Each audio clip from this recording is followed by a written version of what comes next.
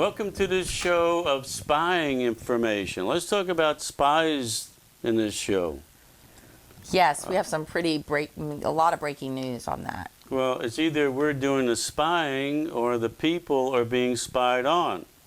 So let's talk about that. Okay. So, to me, when I first heard about the Wuhan lab and this thing that happened, is like, what happened? That was a failure with our intelligence community. Right. You can't blame that on Trump. He's not on the streets. He's not over there in China. No. So what happened to our spying system, the CIA, who's responsible for, in their charter, in other countries, and they were involved with the whole impeachment fiasco in Russia, they should have had their assets working over in China. But why didn't we have a heads up? Because apparently every morning they go to the war room and they talk about all these things ahead of each department or organization. So why is it that we didn't have spies that said, hey, this stuff is going down and you need to prepare? Because this whole virus seemed to have caught everybody around the world flat-footed. Yes. And, you know, it's not our first virus. We had SARS, we had swine flu, we've had other viruses. Where did they come from? We mentioned this in our last show, that there were 2 labs already in Taiwan. What I didn't mention is that there was a BSL 4-level lab in Japan in 2010 that was upgraded to a level 4 in 2015, right before President Trump came in to office. And then this other article I found from Business Insider is detailing how communication system between the CIA spies and handlers in China was compromised a decade ago, in 2010, that our Chinese spies that were in China, probably around this Wuhan lab, were executed. And there were like 30 of them. Yes. That we know of. So because of the breakdown of not really securing a communication systems that they took from the Middle East, they took it to China, Yes. the Chinese hacked into it, then they found the spies. And keep in mind now that we also had journalists that were thrown out of the country Yes. at the beginning of the year, New York Times, Washington Post, Wall Street Journal. And as we stated in the last show, that Mark Esper, the department, the secretary of the DOD, is not trusting China right now. But it says that it was a 2-year period that these Chinese officials were literally hunting the U.S. spies. Why didn't they get them out? And who outed them? They say that they were able to compromise a firewall that was created between our CIA and the spies. Well, a lot of times you get fake news even on the real news. So it just seems to me when you had the CIA that they would really have a handle on it, and apparently they didn't. Yes, U.S. Intelligence officials cited in a report they are now placing a lion's share of the blame on what officials called a effed up communication system used between their spies and handlers. Well, it's easy for them to say. They're not the ones that are being found out, being Right. grabbed, interrogated, and tortured. So when we come back, let's talk about how spying is being done on us today. Maybe here in our studio. Pretty but scary. Certainly could be out in the parking lot of Walmart. We'll be right back. So let's talk about spying in our everyday lives. Let's talk about mayors, communities that want us to snitch on our neighbors. Governors. What kind of society are we becoming when we rat out our neighbors? For not agreeing with our political view or the way that they want to run their lives or love their relatives. I mean, it's getting a little extreme, a lot extreme. And I think a couple of the things we're going to talk about in this segment is going to be about the interaction between the CDC and some of the tech giants, the drones that they're deploying, and other ways that they're monitoring us. Who knows? Even in Walmart. I mean, there's cameras everywhere, and there's only a few places we can shop right now. So, but what kind of society are we creating where we can say, hey, snitch on your neighbors for whatever reason, or spy on your neighbors, or turn your neighbor in, or watch your neighbor. This is getting really kind of like very 1984 Brave New World. I think that's how they succeed, is by dividing us as a people.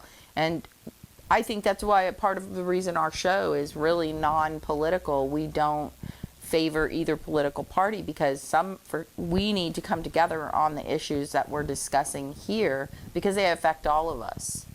Well, I go back to the 60s. I grew up in the 60s, and big government was really something that the college students and the youth of America, they really rebelled on that. And I see this trend happening more with big government, or to take the place of big government is big technology. Yes. So it's not as much big government anymore as it's big technology. And people need to be aware of that, of everything that's being infringed on their lives by data gathering or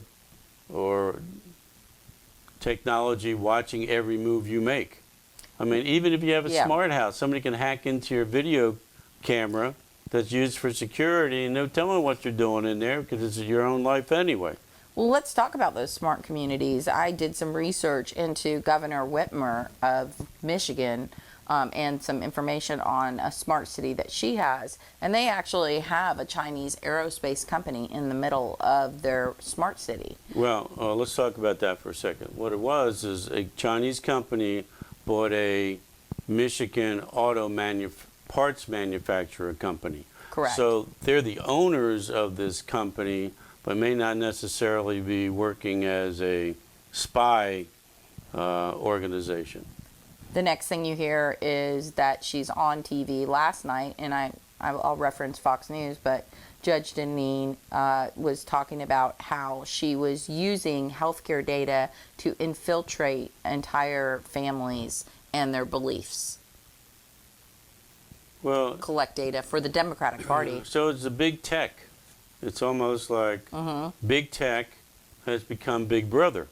Yes. Because we can talk about what's going on with Google and Apple and how they're gathering data, and even the drones. But let's talk about that drone thing for a second. So China, or a Chinese drone company gave several states drones to spy on their people. 22 states. That's half of our country. And I think back in 2017, the Department of Interior, they were using drones, but then they figured out, hey, China could hack into what they're seeing, and they can get information on our people. Because you can't look at the world and say everybody's our friend. Everybody has our best intentions. I mean, there's a world conquest. It's always been that way. And we have to be careful of who gets our information. I don't know if you remember this, and I think this is an interesting tie-in, but the blimp company owned by Lou Pearlman was a CIA front, and they used to fly those blimps over Cuba back in the JFK days. JFK? They used to use blimps. So it's kind of interesting to me that we're seeing drones now. Well, that's the latest thing. Okay, we'll be right back, and let's talk about Brave New World. So what's the latest on the drones? It's kind of scary when you can be just hanging out at the house, and the next thing you know, there's a drone, which is basically silent, flying all around your house. What's going on? Well, according to this April 20th, 2020 article from National Review, it states that the Chinese company suspected of spying on the U.S. donated police drones to 22 states. Now, in China, they had evidence that they were using these drones to spray disinfectant on villages, as the person that's controlling the drones was wearing a complete protective suit. That's one thing. And then this Chinese company is called Dajing Innovations and is the world's largest maker of drones, donated to 43 law enforcement agencies operating in 22 states to enforce social distancing. You know, I've seen some videos, and I'm sure that our viewers have seen it too, that they can actually use a drone. They can check out the distance you are from somebody else. They can tell what your temperature is, so they can figure out if you got the virus or not. And basically, they just become a part of your life. And that's the scary part, is they're going to know everything about you. Now, I prefer training dogs that can tell if somebody has a virus or not, because that's really not infringing on most people's freedom, liberty, or rights. Right. Well, this Chinese Dajing Innovations, DJI, has asserted there's no concerns about their drones. Oh, even though they could connect to the internet, they have handlers for these drones. You can go back to China. You can fly one of these things over, who knows, the Air Force Base. I'm sure that would be dealt with by the military. But it's like, you can't tell me that that is not a reason for caution. Well, they're claiming that it saves lives, and that would go back to how many lives is it really saving when the models that we're showing are not indicating. You know, time will tell how many people have actually died, not necessarily from COVID or not, but, you know, Right. we can count actual deaths. So time will tell, just like the Paul McCartney hoax. Time told us that Paul didn't die, that he's still alive and breathing, and he's still a vegetarian. So, you know, it's nice to see that he's still around.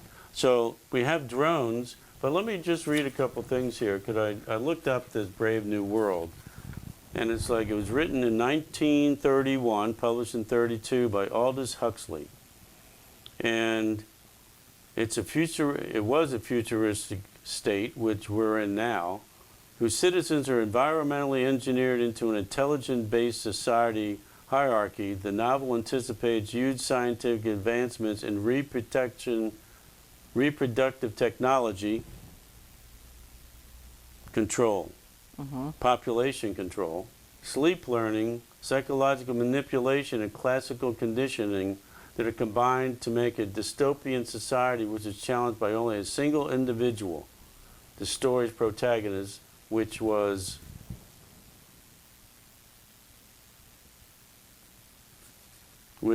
someone like Big Brother in 1984.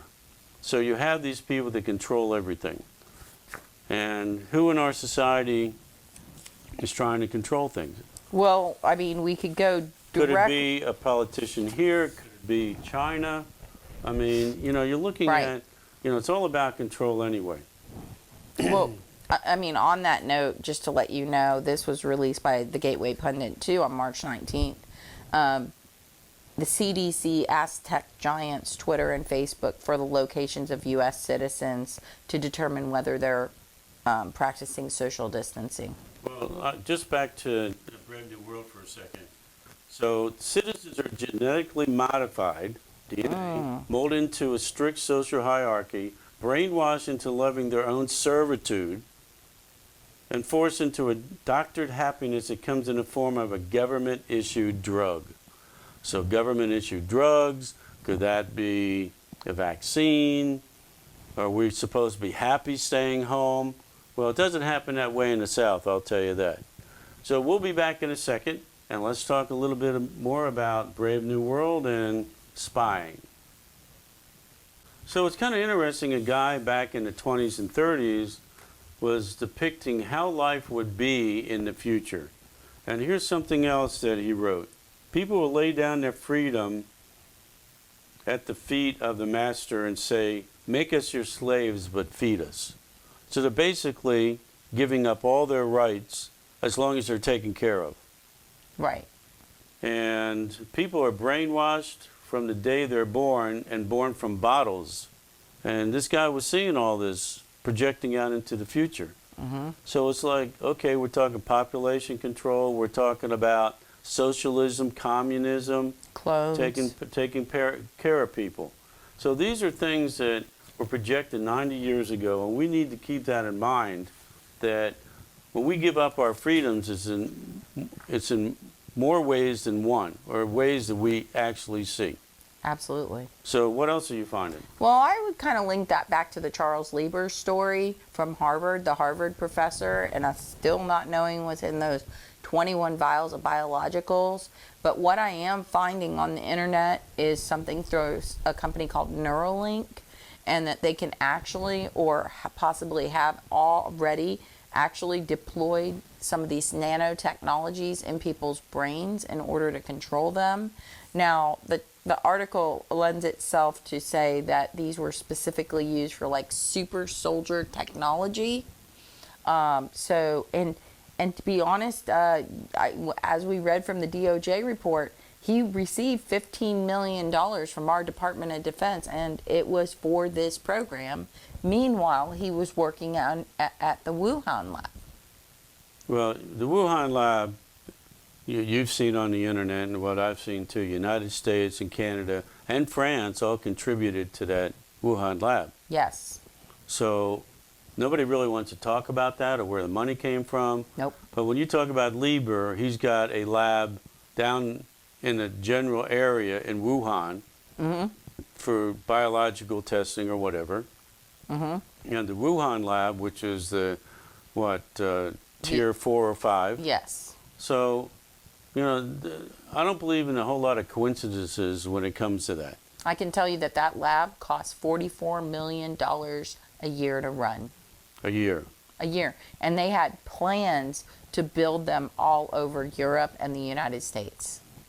So it just seems like it could have been a diabolical intent to build these labs all over and transport them to those labs and then release whatever virus that they have. Right. I'm just talking about, Huxley and Brave New World and Right. potentially get rid of people and then just take over. If there's nobody there to fight you, then you just walk in and take over. Well, think about what we have now. I mean, I was in the Walmart parking lot standing in line with all these people with masks on. There was hardly anybody in the store. And you heard the word of Big Brother calling to you. And what I did Big heard Brother them, say? Yes, they were telling us how safe we were with them. They were keeping us safe in Walmart because they were limiting the amount of people, and they were watching us. And we better wash our hands. And I thought that to be so odd on a day that I was reading an article about drones taking our temperature from a drone. So you had this voice reaching out to you, telling you you're safe, everything is fine, and we'll feed you in here, just like what I just said about you'll give up your liberty as long as they feed you. Right. So this is not, let's talk about what's going on in Michigan, because this also goes into taking away the liberties of a person. Yes, yeah, I think last night the governor was on TV trying to explain why she sold her constituents' healthcare data to something called NPG Vans, which is a organization that goes out and collects data supposedly on voters, and it's all supposed to be legit. Now, I'll just bring you to a little bit of a conspiracy theory. I believe that was a program Seth Rich was working on before he was killed. He was involved in the MPG van data collection. So she was actually allowing healthcare data to dictate who they were going to talk to. And she said she didn't know anything about it. Is that it? Right. Judge Janine said they were going into houses, collecting data on all the family, where they were, where they worked, who they knew. They call this, and this is a word you're going to hear in the COVID task force meeting. This word makes me uncomfortable. It's called contact tracing. That means tracing anybody you know. Well, there's different ways. There are things going around now, and I look on the internet too. There's a controversy about Zoom, where these companies, and some of them could have high-level security, only certain people, and supposedly portions of Zoom go through China for whatever reason, but still there's an opportunity to hack, especially with countries that are known to be stealing certain documents and Right. technology. So we have that going on, and we also have what's going on with the phones. Right. So tell me about what's going on with the phones. The phones, the CDC has, this is an article that came out of, I'll get you the Gateway Pundit, again, in the CDC literally asking tech companies to give them permission to access cell phones. I believe in the Paul Manafort case or one of those cases, there was a big problem with them giving out cell phone data. And I want to remind you that 23 million cell phone owners in China disappeared. It's a lot of people. Yeah. So, doing our show, we want to make sure everybody hopefully listen to what we have to say, but investigates themselves. Absolutely. And last show, I was all into the Paul is dead hoax because that makes me very hesitant. But an article came out this week from Newsmax about Chinese agents help blast out fake lockdown text. So fake warnings that President Donald Trump was locking down the country spread throughout the text messages and social media platforms in March and were pushed out from Chinese operatives. So we like everybody to be informed, and Quinte will give you the latest information, but look at what is out there yourselves. Well, think about that, Bill. I want to just say, think about that. They're pushing us to work from home. How are you going to work from home? You're going to use a software like Zoom. Mm-hmm. Yeah, it was sent millions of people and sent Americans into a panic. So let's all keep our heads up and take a look and make our own decisions. I'm Bill Strickler. I'm Quinte Giuffre. Thanks for visiting today, and watch the skies because you don't know who's spying on you. Yep.